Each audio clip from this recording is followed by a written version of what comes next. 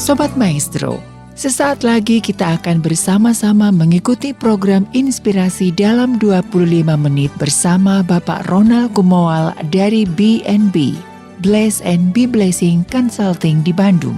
Selamat mendengarkan.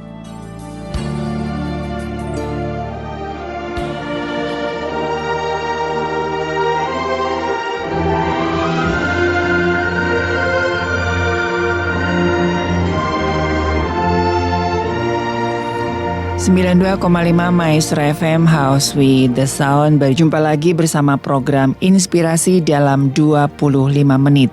Bersama dengan narasumber yang sejatinya adalah seorang praktisi pengembangan SDM dan pemasaran, pemerhati masalah sosial dan pendidikan, narasumber dalam berbagai event pengembangan kualitas SDM, tim member dari BNB Bless and Be Blessed Consulting di Bandung. Dengan hormat saya perkenalkan Bapak Ronald Kapui Kumoal. Apa kabar Pak Ronald? Baik, puji Tuhan, sehat-sehat. Iya, di masa PSBB kira-kira aktivitasnya seperti apa ini Pak? Iya. Semakin terbiasa dengan keadaan PSBB. Artinya kita semakin beradaptasi dengan keadaan ini. Kalau awal-awalnya memang kagok, tapi memang harus berkreasi di tengah keadaan seperti ini. Nah Pak Ronald, biasanya di Oktober ini kita rayakan peringatan Hari Sumpah Pemuda. Iya. Waktu sekolah kita bahkan hadir dalam upacara. Betul. Nah kalau saat ini hanya bisa menyaksikan melalui televisi Pak.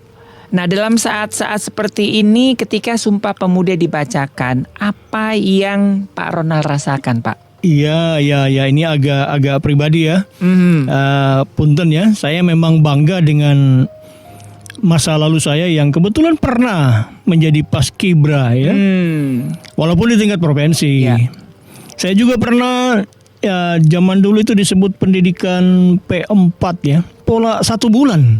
Iya, wajib jadi, dulu. Iya.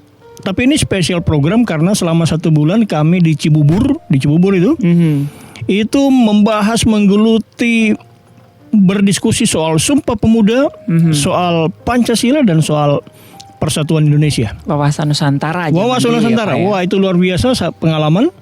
Dan hal-hal mengenai persatuan itu bagi saya sampai saat ini sangat membekas.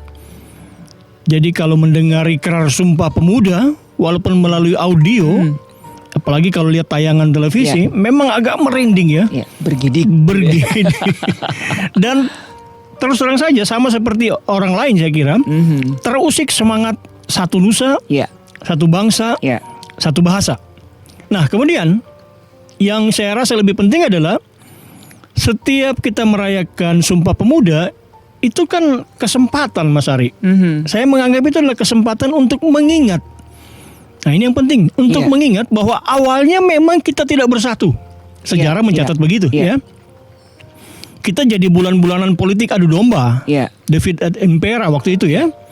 Kemudian muncul kesadaran bahwa kita harus menjadi bersatu. Wah itu yang mesti kita renungkan ketika Sumpah Pemuda. Yang mempelopori adalah para pemuda waktu itu. Nah hebatnya lagi ya, ini saya anggap hebatnya lagi, para pemuda waktu itu tahu persis bahwa mereka beda-beda latar belakangnya. Sukunya beda, agama beda, golongan beda. Tapi sadar betul bahwa kalau mau merdeka, kalau mau maju, maka modal dasarnya adalah semangat bersatu, bukan semangat pecah belah. Kalau itu yang kita renungkan, maka kita akan tiba pada kesimpulan syukur pada Tuhan bahwa pemuda Indonesia pada zaman itu memang merupakan generasi yang hebat. Nah Mas Ari, biar jelas, mari kita dengarkan sekilas ya pembacaan hasil Kongres Pemuda kedua. Pemuda Indonesia tahun 1928.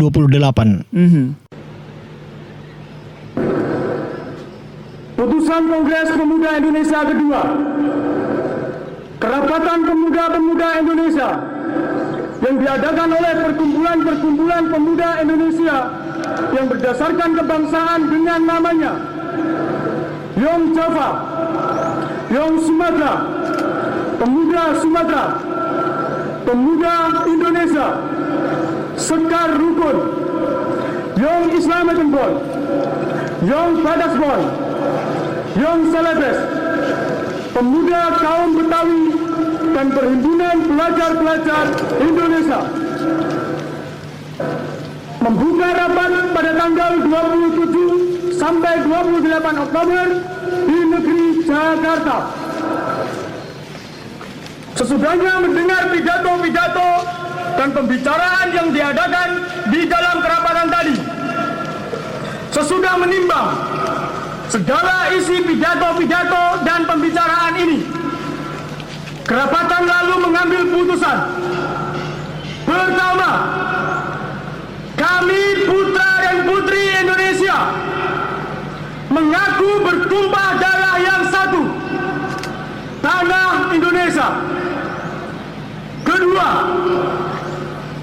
kami putra dan putri Indonesia mengaku berbangsa yang satu, bangsa Indonesia.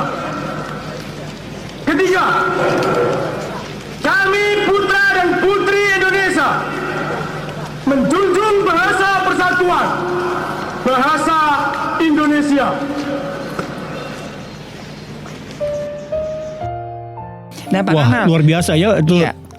Semangat pada waktu itu ya. betul. Nah, Pak Ronald, ini tadi kan hasil kongres kedua dari pemuda Iya, Indonesia. betul. Nah, artinya ada kongres yang Ya. pertama ini, Pak Ronald. Ya, betul. Sedikit Iya, mengulang sejarah ini, Pak Ronald. Ya, kita tadi Mas Ari sudah intro, kita tidak belajar sejarah ya, Iya. tapi karena disebut bahwa ini hasil kongres kedua, berarti ada kongres pertama. Iya. Ya. Kongres pertama itu berlangsung tanggal 30 April sampai dengan 2 Mei tahun 26. Tempatnya di gedung yang dulu disebut Gedung Loji Bintang Timur. Kalau sekarang itu berada di Jalan Budi Tomo. Iya. Budut itu dekat sebuah sekolah favorit lah. Kalau orang Jakarta bilang anak Budut, nah itu anak dari sekolah itu keren banget itu. Ya. Saat ini gedung itu sudah menjadi kantor sebuah perusahaan farmasi nasional. Di gedung ini yang penting untuk dicatat dan dikenang. Di gedung ini para pemuda waktu itu tahun 26 berseru Indonesia aller en landen van den archipel Verenig U. Artinya rakyat Indonesia dari seluruh kepulauan bersatulah. Wah, ini luar biasa. Kongres kedua dilaksanakan tanggal 27 sampai 28 Oktober tahun 28. Nah, ini yang lebih hebat memang karena keputusannya kemudian menjadi Sumpah Pemuda, simbol persatuan Indonesia. Semua sudah menjadi sejarah, Mas Ari ya. Semua sudah jadi sejarah. Namun saya punya catatan kecil di sini. Kongres Pemuda tahun 28 itu agak unik. Berlangsungnya 2 hari, tanggal 27 Oktober sampai 28 Oktober. Ya. Dalam 2 hari berlangsung di 3 tempat. Nah, Ya, ini dia. ya. Hari pertama itu berlangsung di gedung Katolik Jongenligen Bonn. Itu gedung pemuda Katolik lah kalau Ya, terjemahan ya. bebas ya. Tahu Mas Ari itu di mana sekarang? Itu area gedung katedral di Lapangan Banteng, Jakarta. Oh, yang sekarang. Yang sekarang ini, Iya, ya. iya. Areanya itu kan luas sekali. Di situ ada sekolah, di situ ada ruang pertemuan, di situ ada tempat untuk ibadah. Iya. Ya. Hari kedua, hari berikutnya, pemuda-pemuda ini pindah ke gedung yang disebut waktu itu OS Java Bioskop. Bioskop Jawa Timur. Jawa Timur. Sekarang menjadi bagian dari Jalan Merdeka, Medan Merdeka Utara. Medan Merdeka Utara itu kan Iya, alamatnya iya. Istana Istana Merdeka ya. sekarang. Nah, bioskop itu udah nggak ada saat ini ya. Kalau dari titiknya itu persis di samping Istana Merdeka, dekat kantor Wakil Presiden dan dekat kantor Mahkamah Agung. Ya nggak mungkin ada bioskop Ya, kalau saat ya, ini ya, nggak betul. mungkin. Tapi lokasinya di situ. Sore hari dari bioskop itu mereka berpindah. Nah, berpindah ke gedung Indonesia's Huis, Rumah Indonesia. Disinilah tercetus Sumpah Pemuda itu. Iya. Dan lebih hebatnya lagi, disinilah Wage Rudolf Supratman untuk pertama kalinya memperdengarkan lagu Indonesia Raya dengan biolanya. Waktu itu tanpa Iya. vokal, biola saja. Ingat waktu itu Indonesia belum ada ya. Iya. Nah, saat ini gedung itu ada di Iya. Ada di Museum Pemuda, namanya Museum Pemuda saat ini. Iya. Alamatnya itu ada di Jalan Kramat Raya. Gedung Stovia gitu Pak. Bukan. Gedung Stovia itu kan beda lagi. sekolah kedokteran ya. Itu ada di Kuitang, ini ada di Kramat. Oh. Jadi kalau kita dari Salemba menuju Senen, itu sebelah kiri. Di situ ya. Iya. Yang orang jarang ingat adalah gedung ini waktu itu adalah kos-kosan milik keluarga Si Kok Leong. Iya. Ya. Jadi kos-kosan milik keluarga Si Kok Leong. Keluarga ini diam-diam merupakan pendukung dari gerakan menuju Indonesia Merdeka. Iya. Karena itu beliau menyediakan rumahnya bukan untuk kos-kosan saja, tapi dijadikan markas para pemuda yang menjadi panitia kongres itu. Iya. Sekaligus jadi tempat kongres yang menghasilkan Sumpah Pemuda. Itu kan taruhannya nyawa. Yes. Zaman itu. Betul. Kalau berkumpul di rumah untuk bicara hal-hal yang menurut tentara kolonial subversif kan mati itu urusannya. Betul. Tapi beliau menyiapkan itu untuk pemuda-pemuda. Nah, pemuda-pemuda itu memang benar-benar dalam keragaman latar belakang. Nah, Mas Ari, kalau ada kongres 1, kongres 2, apakah ada kongres 3? Iya. Ini yang jarang dibahas ya. Dibahas di sekolah. Ternyata kongres 3 Pemuda Indonesia itu ada. Tepatnya tanggal 26 sampai 28 Oktober tahun 2016, 4 tahun lalu. Oh. Lokasinya di Gedung Nusantara 5, di Gedung MPR Senayan. Iya. Nah, yang ini kita nggak usah bahas ya. Ini biarlah menjadi catatan sejarah saja ya. Nah, Pak Ronald, sekarang kan kita sudah memperingati Hari Sumpah Pemuda yang ke-92 tahun. Betul. Bisa dikatakan lebih tua dari usia kemerdekaan Indonesia. Betul. Nah, bagaimana memahami semangat itu dalam perspektif era now begitu? Iya. Zaman sekarang ini, Pak. Ya, yang pertama saya mau katakan begini. Tentu bukan soal panjangnya usia ya. Bukan soal sudah 92 tahun atau soal 70 tahun, bukan. Ya. Tetapi apa yang sudah kita lakukan selama ini secara khusus untuk satu nusa, satu bangsa, satu bahasa, Indonesia. Kalau kita mengisinya dengan tatapan ke depan, melihat ke depan, mata berbinar-binar melihat ke depan, sambil berdiri di atas semangat satu nusa, satu bangsa, satu bahasa, Indonesia, saya rasa kita sudah menjadi bagian dari yang berguna dan bermakna untuk memaknai Sumpah Pemuda seperti yang Mas Ari tanyakan tadi. Tapi kalau kita mengisinya dengan tatapan kosong, apalagi di atas semangat disintegrasi, semangat homo homini lupus, saling hajar, saling senggolan, hanya mau menang sendiri dan selalu nyinyir untuk kemajuan bersama, selalu berniat mengganggu, tidak mau menerima cara-cara baru yang dibawa oleh peradaban dunia, baik dalam kehidupan berbangsa maupun dalam komunitas tempat di mana kita berada. Berarti kita memang tidak menghargai Sumpah Pemuda. Karena ingat, Sumpah Pemuda itu bukan saja hanya mengandung dimensi persatuan ke dalam, internal integration maksudnya, tetapi juga mengandung dimensi kemampuan beradaptasi dengan keadaan global. Ini yang disebut external adaptation. Satu, bersatu di dalam. Dua, mampu beradaptasi dengan kemajuan. Nah, ngomong-ngomong, Mas Ari sudah tahu logo peringatan 92 tahun Sumpah Pemuda kan? Sempat nengok kemarin. Saya sudah pasang loh di PP saya. Untuk menyemangati saja ya. Logo 92 tahun Sumpah Pemuda tahun ini ada bentuk silaut ya, sebentuk silaut, dua insan itu isinya ya, yang saling terhubung. Nah, itu gambaran semangat persatuan pemuda Indonesia yang aktif, tidak diam, apalagi pasrah menghadapi tantangan kehidupan, termasuk keadaan terbatas seperti saat ini. Era now kita sama-sama dalam keadaan pandemi yang memang harus diakui mengkhawatirkan. Tapi bagaimana menyambutnya? Jangan diam. Harus aktif. Itu simbol logo itu. Saat ini memang ada keterbatasan. Tapi kreativitas, karya tidak boleh dibatasi.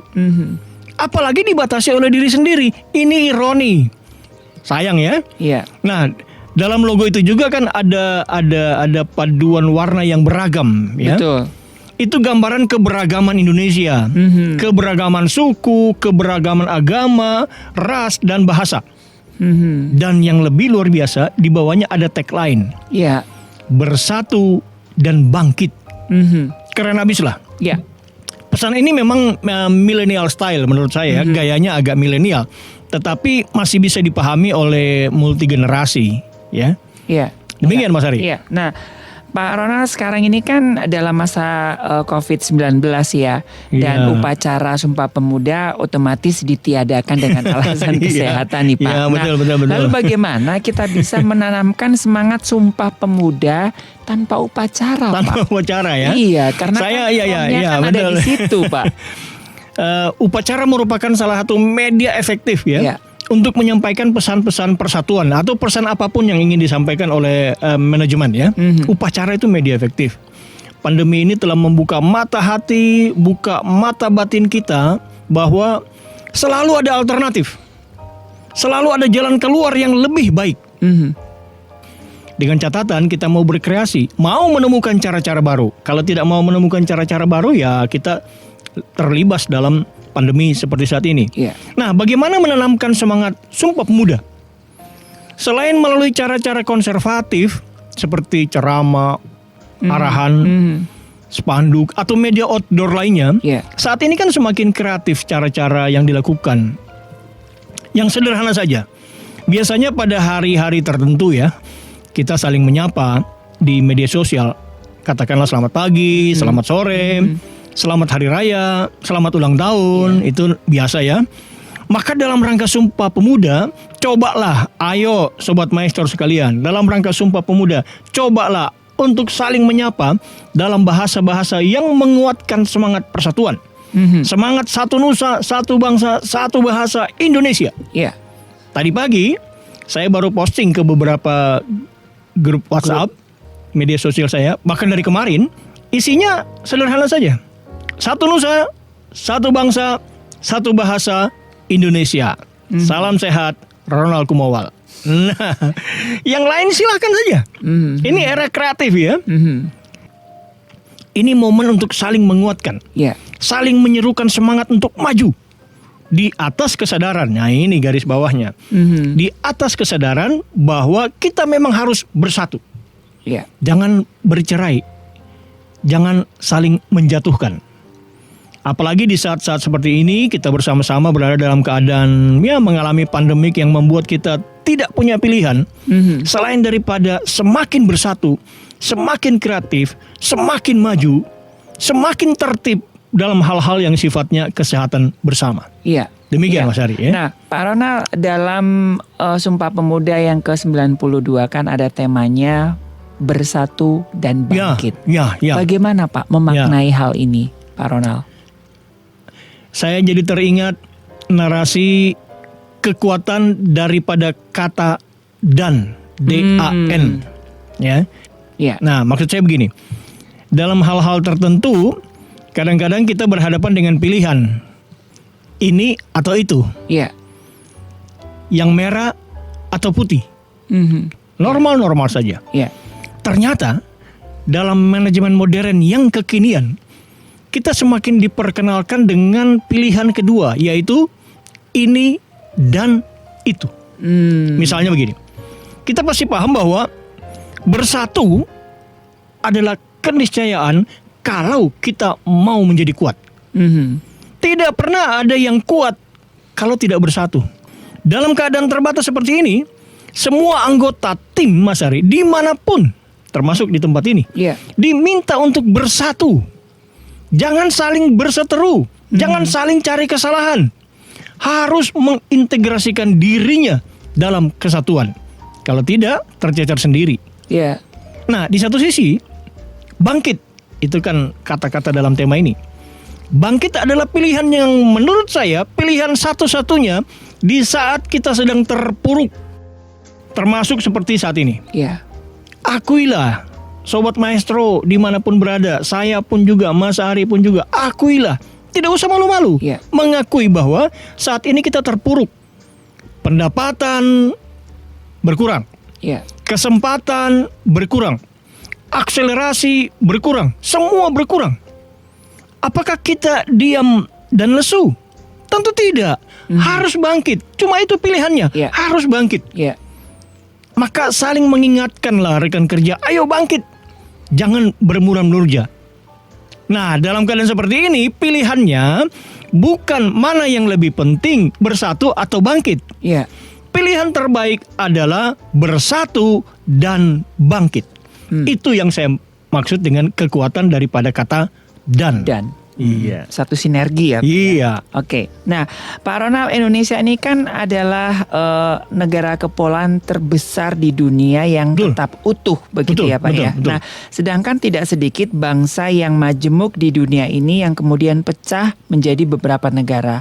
Apakah ini karena adanya Sumpah Pemuda, Pak Ronald? Jawaban cepat saya, ya, begitu. Ya.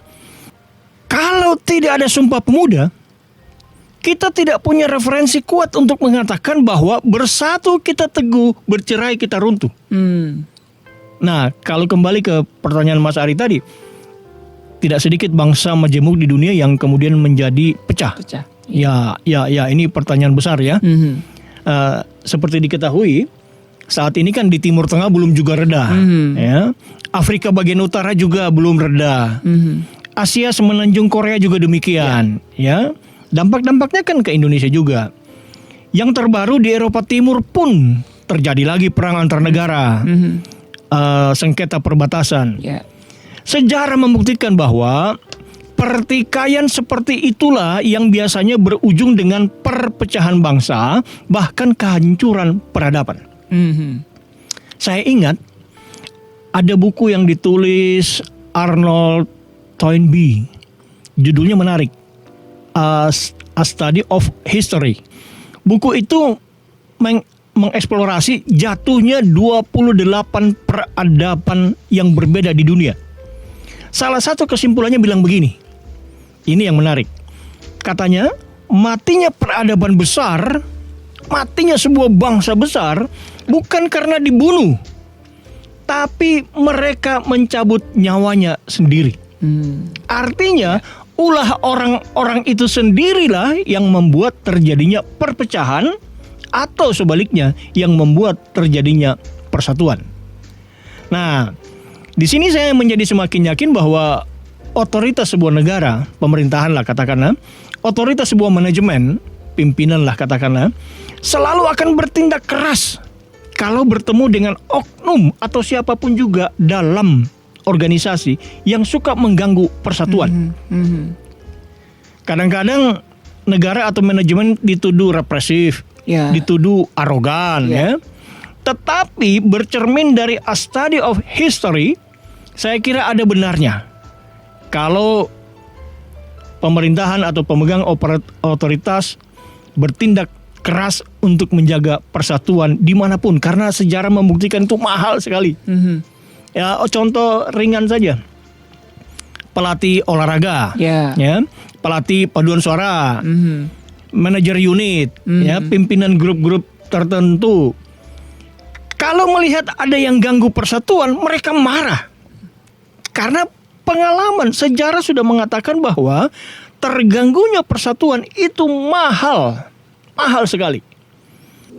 Demikian, Mas Ari. Oke, luar biasa sekali. Inspirasi closing statement dari Pak Ronald. Ini memang momentum untuk saling memperkuat persatuan di antara kita.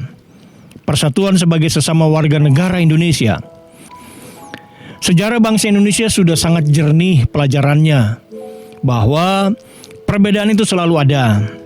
Namun jangan dibesar-besarkan, sebab ujungnya hanya membawa pada perpecahan dan kerugian. Perbedaan adalah anugerah. Maka dari situlah kita membangun persatuan yang saling menghormati, jangan saling menghujat, jangan saling merendahkan, tetapi saling menghormati. Persamaan itu pun selalu ada. Itulah kesempatan untuk bangkit. Setidaknya karena kita sama-sama menginginkan keadaan yang lebih baik. Satu nusa, satu bangsa, satu bahasa, Indonesia. Itulah sumpah kita. Itulah kita dari Sabang sampai Merauke, dari Miangas sampai Pulau Rote, di dalamnya ada kebinekaan. Iya Sobat Maestro, demikian perbincangan inspirasi dalam 25 menit mengenai Sumpah Pemuda.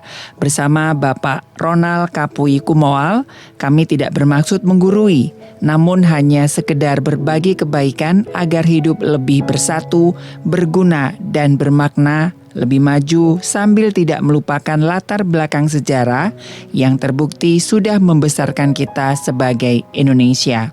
Selamat merayakan Sumpah Pemuda. Satu nusa, satu bangsa, satu bahasa, Indonesia.